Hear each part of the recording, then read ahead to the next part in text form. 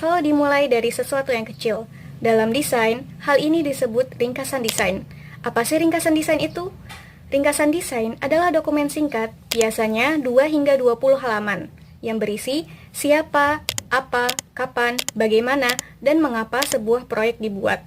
Ia memberi arah bagi desainer untuk memahami klien dan menyusun konsep yang tepat. Meskipun sederhana, ringkasan desain mampu menentukan 70% biaya produk akhir. Karena keputusan awal dalam desain sangat menentukan arah pengembangan, efisiensi biaya, dan kualitas hasil akhirnya. Oleh karena itu, ringkasan desain menjadi kunci penting agar hasil desain sesuai dengan kebutuhan dan harapan klien, serta menghemat biaya produksi. Dan selanjutnya ada 9 kriteria ringkasan desain inspirational. Yang pertama itu ada struktur. Struktur ini dibagi lagi menjadi 3, yaitu yang pertama ada filsafat. Filsafat ini desain berkontribusi dengan merumuskan, memvisualisasikan, dan mengomunikasi filosofi organisasi.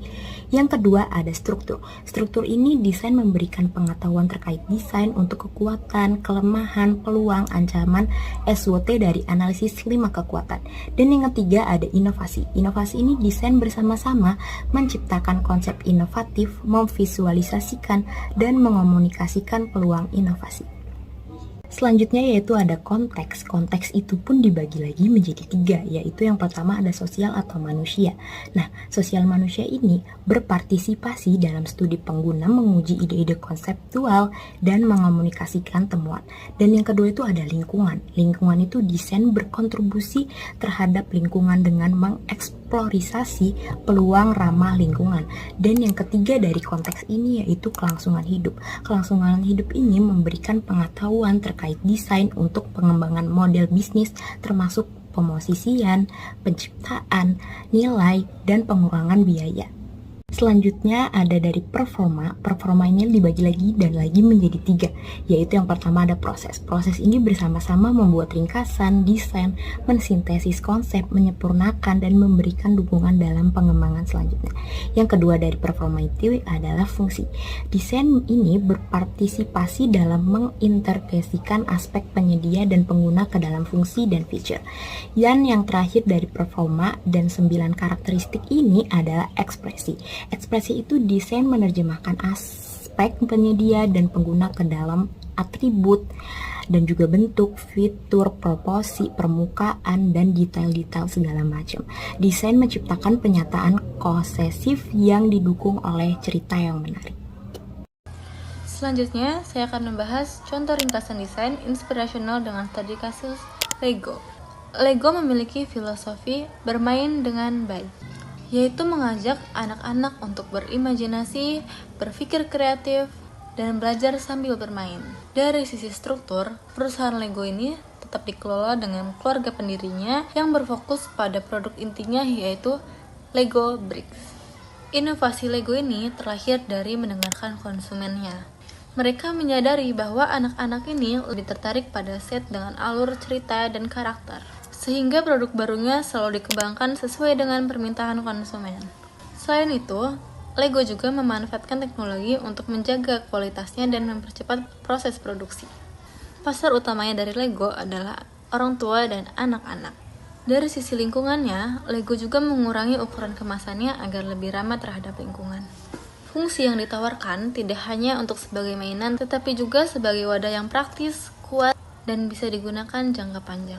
Sementara dari sisi ekspresi, Lego mempertahankan ciri khasnya, bentuk geometris dengan sudut bulat, serta warna primer yang cerah. Melalui contoh Lego ini, kita bisa melihat bagaimana suatu perusahaan menggabungkan filosofi, inovasi, dan ekspresi visual yang menghasilkan produk yang hanya tidak fungsional, tetapi juga penuh makna bagi penggunanya. Selanjutnya, ada menulis ringkasan desain inspiratif. Jadi, menulis ringkasan desain inspirasional ini sebaiknya dilakukan secara kolaboratif ataupun yang lebih banyak dikenal sebagai co-creation. Karena penelitian menunjukkan bahwa aktivitas ini dapat meningkatkan kualitas konsep rata-rata hingga 20-25%, memperpanjang durasi riset, serta membantu menemukan peluang ide yang lebih bermakna. Selain itu, kerja bersama juga dapat mendorong keberanian dalam mengeksplorasi ide. Selanjutnya, Ada proses penulisan ringkasan desain inspiratif. Yang pertama yaitu membuat template dan juga mengembangkan konten. Jadi membuat template dan mengembangkan konten ini, tim itu akan diberikan kerangka, desain quality kriteria ataupun DQC yang mengorganisasi informasi proyek. Nah, hal ini tuh dapat membantu melihat proyek secara menyeluruh, meningkatkan keterlibatan, dan juga menyiapkan tim sehingga dapat menghadapi tantangan. Yang kedua, ada menulis brief secara mandiri. Jadi, di saat menulis brief secara mandiri ini, setiap anggota itu akan menulis ringkasan 500 sampai 1000 kata berdasarkan dengan template. Nah, proses ini tuh dapat melatih empati lintas fungsi dan juga membangun arsitektur logis dari filosofi hingga ekspresi. Dan yang terakhir ada mengintegrasikan ringkasan paralel.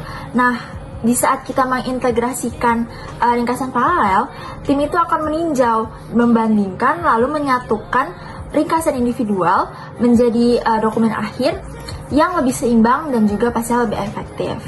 Nah, jadi evaluasi kinerja ini tuh dapat diperbarui seiring bertambahnya pengalaman. Setelah membahas pentingnya kriteria serta mengidentifikasi langkah-langkah ringkasan desain, saya di sini akan masuk ke penelitian yang dilakukan oleh Peterson, Stannard, dan juga Beckman pada tahun 2011 mengenai ringkasan desain dalam proyek. Nah, penelitian ini menganalisis 81 ringkasan proyek dari berbagai bidang seperti otomotif, kesehatan, konstruksi, hingga penerbangan. Dari hasil penelitian ini ditemukan bahwa ringkasan desain umumnya menekankan pada dua aspek utama. Yang pertama ada proses dan juga ada ekspresi. Nah, proses ini bagaimana sih produk kita dibuat. Nah, ekspresi sendiri itu bagaimana produk kita terlihat serta dapat dirasakan oleh pengguna. Nah, hasilnya dari penelitian ini cukup menarik. Ternyata kalau sebuah ringkasan terlalu menekankan pada proses, maka bagian ekspresinya justru berkurang. Akibatnya, proyek jadi lebih sulit dikendalikan dan juga beresiko mengalami pembengkakan anggaran. Sebaliknya, kalau proses dan ekspresi seimbang, maka masalah dalam pelaksanaan proyek bisa diminimalkan. Kesimpulannya, agar proyek kita bisa berjalan lancar dan terhindar juga dari resiko anggaran yang membengkak, ringkasan desain kita harus disusun dengan proporsi yang tepat antara aspek proses dan juga aspek ekspresi. Oke, selanjutnya ada 3 jebakan yang harus dihindari dalam membuat konten, yaitu yang pertama ada distribusi konten. Karena banyak orang yang membuat konten tetapi mereka tidak memikirkan keseimbangan antara strategi, fungsi, dan ekspresi. Bahkan itu sering diabaikan sama mereka. Apa sih strategi itu? Jadi strategi dalam konten itu adalah rencana terarah tentang apa yang mau dibuat, untuk siapa, bagaimana cara menyampaikannya, dan tujuan apa yang mau dicapai dalam sebuah konten tersebut. Selanjutnya yaitu fungsi sebuah konten. Jadi fungsi konten itu bukan cuma posting biar ada, tapi supaya konten bekerja sesuai dengan tujuan. Selanjutnya yaitu ada ekspresi. Apa sih ekspresi itu? Jadi ekspresi dalam konten itu maksudnya cara kita menyampaikan pesan lewat gaya, nada, dan visual supaya terasa hidup dan sesuai dengan karakter brand. Jadi kita itu menyampaikan sesuai dengan konten yang kita buat dan mengekspresikannya dengan real. Selanjutnya yaitu ada keseimbangan proses dan ekspresi dalam konten. Jadi keseimbangan proses dan ekspresi dalam konten itu maksudnya menyatukan antara perencanaan yaitu proses dan tampilan akhir yaitu ekspresi supaya konten tidak hanya rapi secara konsep tapi juga menarik saat dilihat. Jadi kita dalam membuat konten itu harus sesuai dengan perencanaan yang kita buat. Selanjutnya yaitu ada panjang ringkasan. Apa sih panjang ringkasan itu? Jadi panjang ringkasan itu adalah seberapa banyak atau seberapa singkat isi konten dirangkum agar tetap jelas dan mudah dipahami oleh audiens. Jadi kita tuh membuat konten gak perlu panjang-panjang, yang penting poin-poin yang penting itu sudah tersampaikan. Oke, yang selanjutnya yaitu kesimpulan.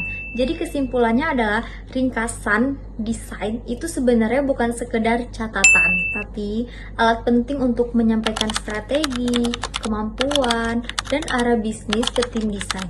Kalau ringkasan dibuat asal copy paste, biasanya hasilnya juga biasa aja. Tapi kalau ringkasan disusun secara unik dan jelas, tim jadi lebih terarah dalam membuat konten. Dampaknya juga banyak, seperti ide-ide kreatif lebih mudah muncul, anggaran dan waktu bisa lebih hemat, dan hasil akhir proyek bisa lebih inovatif serta sesuai dengan kebutuhan pasar. Jadi sebisa mungkin kita kalau membuat konten jangan asal copy paste.